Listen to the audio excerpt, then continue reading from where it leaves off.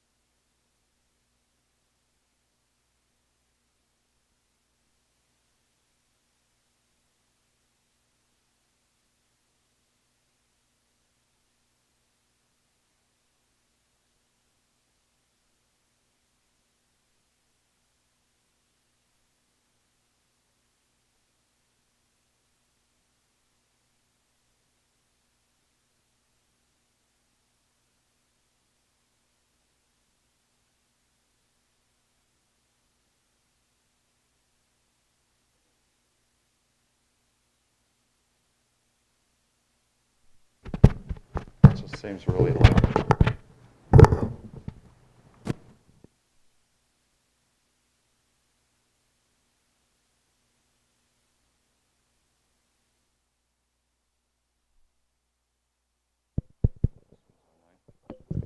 All right. I think, can you hear me now? Okay. So again, we're looking at these three passages on these 3 points that I mentioned, but let's start right here in Genesis 13:13. Get into our first point. The point is pretty well established there in the text of the verse, but the text says there, now the men of Sodom were wicked and exceedingly, were wicked exceedingly and sinners against the Lord. So again, we're looking at one verse, so we're going to break it down. And again, that point is established. The men of Sodom were wicked exceedingly.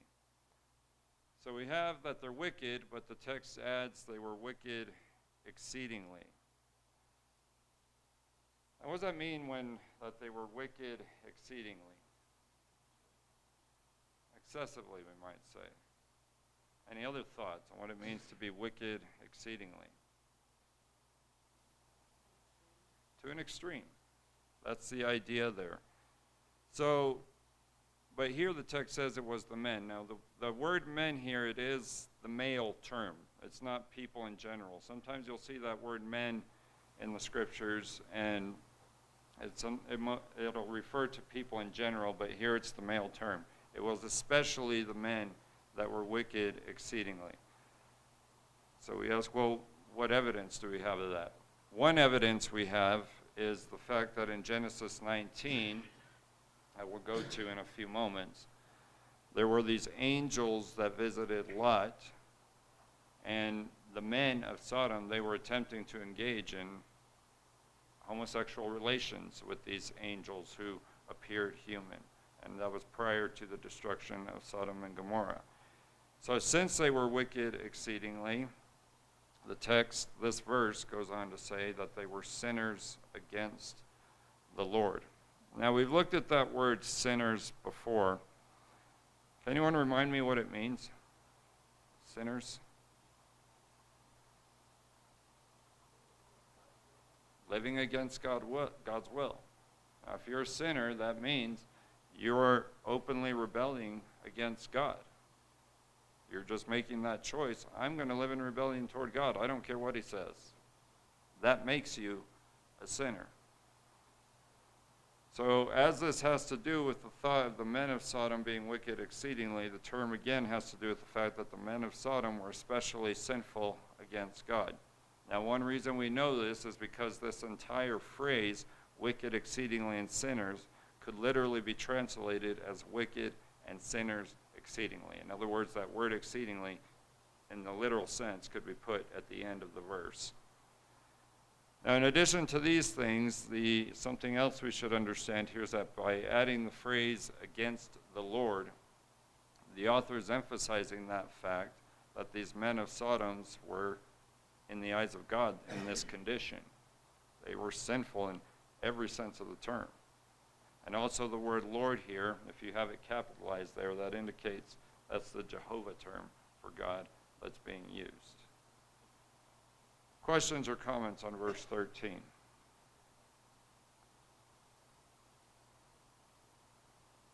All right. So putting all these things together, the point we should see from Genesis 13:13 about Sodom and Gomorrah is that the men of Sodom and Gomorrah were exceedingly wicked and sinful. In this verse, the author of Genesis has shown that one characteristic of the men of Sodom was just that they were especially wicked and sinful. As a result, as has already been said, Sodom and Gomorrah would suffer great destruction. And it is these things and more that would happen because their wickedness and their sin was done against the Lord. So that brings us to Genesis 19. So if you'll turn over with me to Genesis 19, verses 24 and 25. Again, Genesis 19, verses 24 and 25 is what we're going to be looking at. And there the point we're going to be looking at is Sodom and Gomorrah were destroyed for their wickedness. And there the text says, "Then the Lord rained on Sodom and Gomorrah brimstone and fire from the Lord out of heaven. And he overthrew those cities and all the valley and all the inhabitants of the cities and what grew on the ground." So again, there in verse 24, the point we're going to be looking at is introduced with the fact that the Lord rained on Sodom and Gomorrah brimstone and fire from the Lord out of heaven. Now again, we got to get some context before we look at these verses. I've already mentioned that part of this story is two angels. They came to visit Lot to warn him about what was about to happen. And as Lot was visiting with these angels that came, the men of Sodom came to engage in homosexual relations with these angels because, again, they looked human.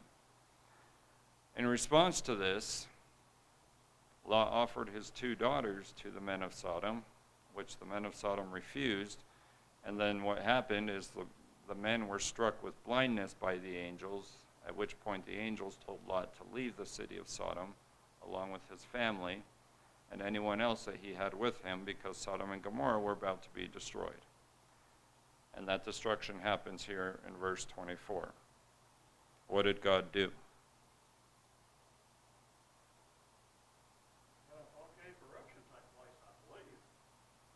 Okay, we might compare it to that, but where's this brimstone and fire coming from? Out of heaven. So one thing we should understand here is that what the author of Genesis describes as doing here is bringing down from heaven on Sodom and Gomorrah, and it can be compared to, as Don said, a volcanic eruption. But how widespread was this destruction?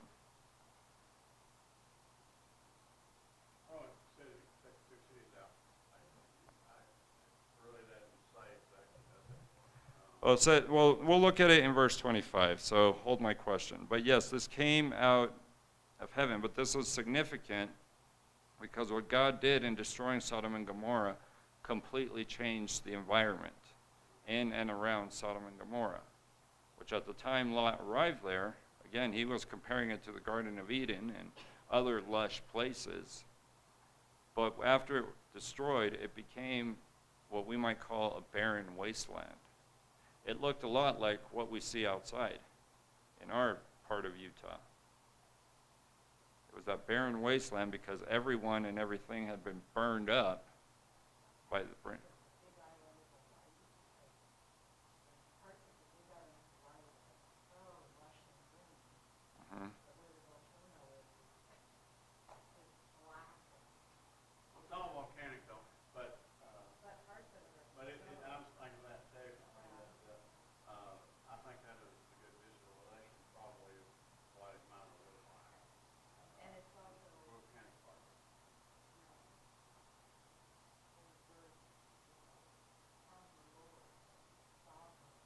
Right.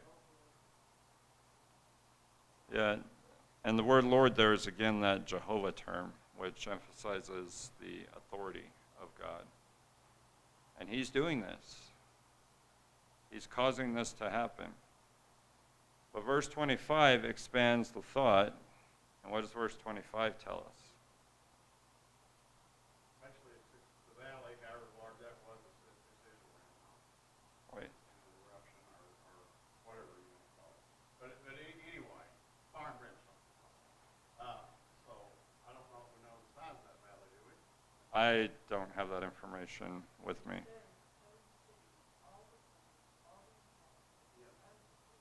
Right. And what grew on the ground. So here's where we see how widespread this destruction was. And we should notice that language. Now, when we think of the destruction of Sodom and Gomorrah, we just think Sodom and Gomorrah. But there were other cities around Sodom and Gomorrah that were also destroyed. Everything in that valley that Lot saw before he wanted to go there was completely destroyed. The people were completely destroyed, and yes, the text says what grew on the ground. That's why we say that the environment there was completely changed from what it was when Lot arrived there. It became, as I've put it, that barren wasteland. All because of what God did. Rained down this fire and brimstone. Now, I don't know what that looked like. But fire and brimstone is, we can think of a volcanic eruption of sorts. I don't know if that's physically what happened, but all we know is God brought this down from heaven in whatever way. Questions or comments on verses 24 and 25? Right. Right. I haven't been to the Badlands, so. And it's good to have these visuals to help us see the picture here of what's being described. Well, I looked at this map I got. Right.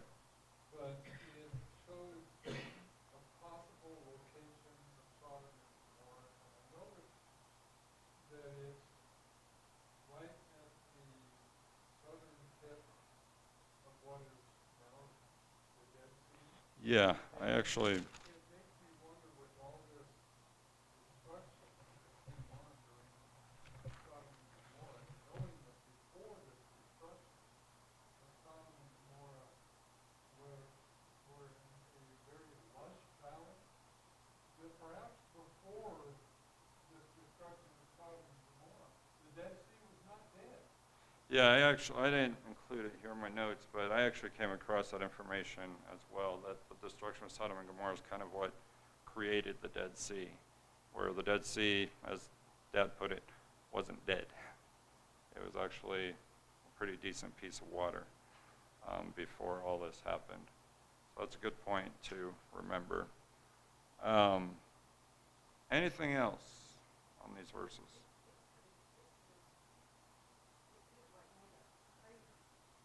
Yeah.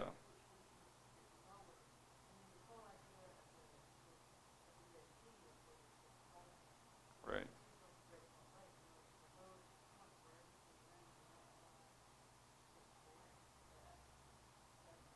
Right. Good points. Anything else? And I move kind of quickly, but putting these two verses together, the point we should see about Sodom and Gomorrah is that Sodom and Gomorrah were destroyed for their wickedness. In these verses, the author of Genesis has shown that one consequence Sodom and Gomorrah suffered for its wickedness and sins is destruction. More specifically, what the author has shown in these verses is that Sodom and Gomorrah suffered a complete destruction. This is seen in the fact that both the people and the environment in and around Sodom and Gomorrah were completely overthrown by God. If there's nothing else, we'll see the application. It's Andrew, go ahead.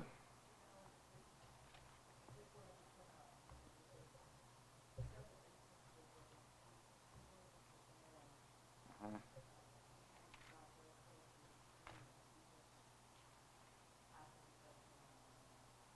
Right.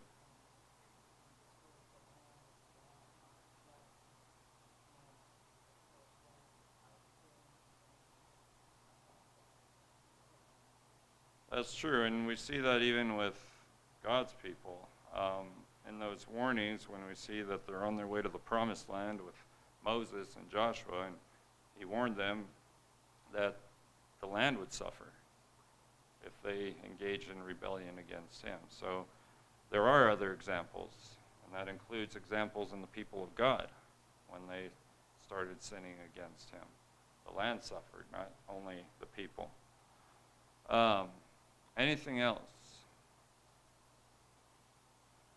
All right, well, let's jump over to our New Testament, 2 Peter 2, verse 6. And again, this is some application of these things we've already looked at. Again, 2 Peter chapter 2, verse 6.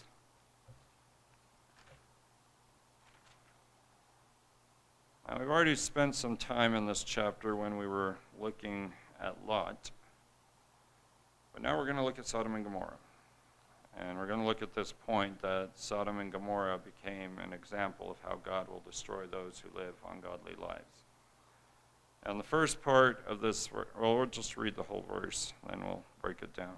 Text says, "And if he condemned the cities of Sodom and Gomorrah to destruction by reducing them to ashes, having made them an example to those who would live ungodly lives thereafter." So again, the first thing we're told in this in this verse is the fact. God condemned the cities of Sodom and Gomorrah to destruction by reducing them to ashes. Now, based on what we just looked at, what does that mean? That he reduced them to ashes. He incinerated them. Well, how did he do that? With the fire and brimstone that we just looked at. They were burned. That's just putting it lightly. But just to give this verse a little bit of context, what brings Peter to this point in chapter 2 is the fact that Peter has reminded his hearers that the same way false prophets arose in the past, there would also be false teachers that would arise among his readers. But even though that's the case, Peter also says to his readers that God would not spare these false teachers for their sin, as evidenced in the fact that he had not spared people of the past who had sinned. And that includes the people of Sodom and Gomorrah, that Peter says were condemned to destruction, and they were reduced to ashes. And again, that's Genesis 19, the fire and brimstone we just looked at. But the thought doesn't stop there. Given that God had destroyed Sodom and Gomorrah in this way, what was one purpose of that according to the second part of this verse? What did God make out of them?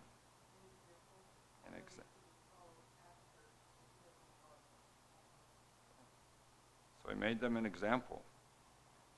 So what's an example? What's that, Eli? Okay. But what does that word example mean? We might say the pattern or a copy of something. Might be trying to teach someone something and say, let me give you an example. That word example that Peter uses here, it does come from a word that carries with it the idea of a copy of something. But here the word is used by Peter to say that the destruction of the cities in Sodom and Gomorrah served as a copy of what was going to happen to these people that Peter says would live ungodly lives thereafter. So what kind of people are we talking about when we talk about these ungodly, who would live ungodly lives?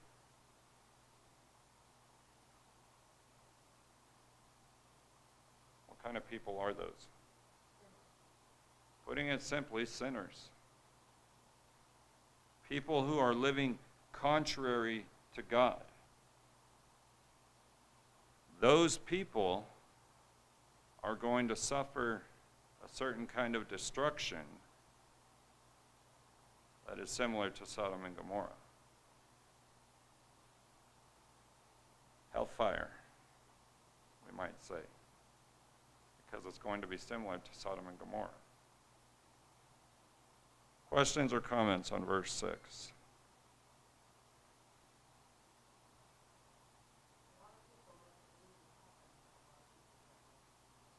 That's true. A lot of people talk about heaven these days, but you don't hear a lot of talk about hell. But the Bible has a lot to say. Sandy?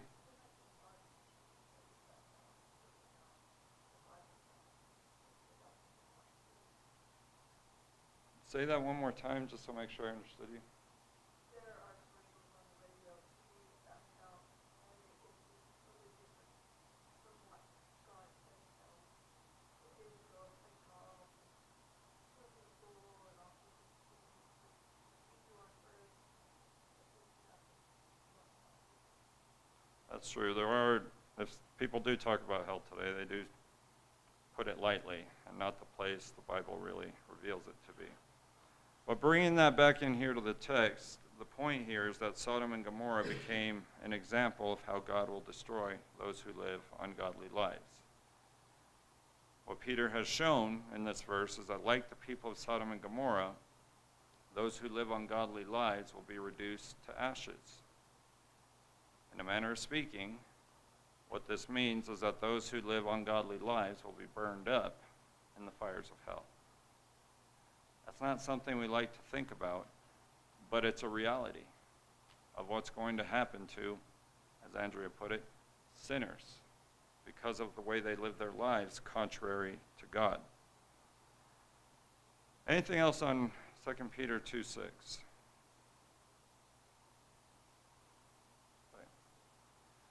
So when we consider everything that we've examined about Sodom and Gomorrah from these passages we've looked at, the point we should be left with is that Sodom and Gomorrah are an example of what sinfulness toward God looks like.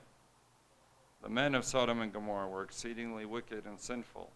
Sodom and Gomorrah were destroyed for their wickedness. And finally, Sodom and Gomorrah became an example of how God will destroy those who live ungodly lives.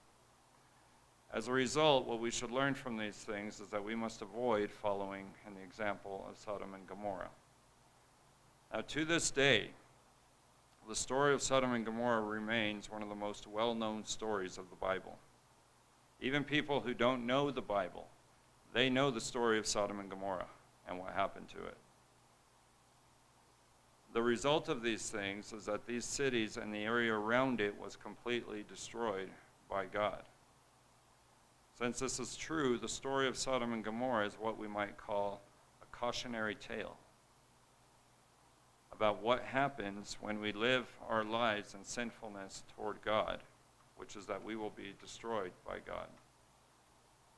So with this being the case, if we want to be pleasing to God, we must learn from the story of Sodom and Gomorrah and see to it that we do not follow in its example of sinfulness. Again, that's just some application from what we've studied to us. Any other questions or comments? All right. Blake, will you close us in prayer?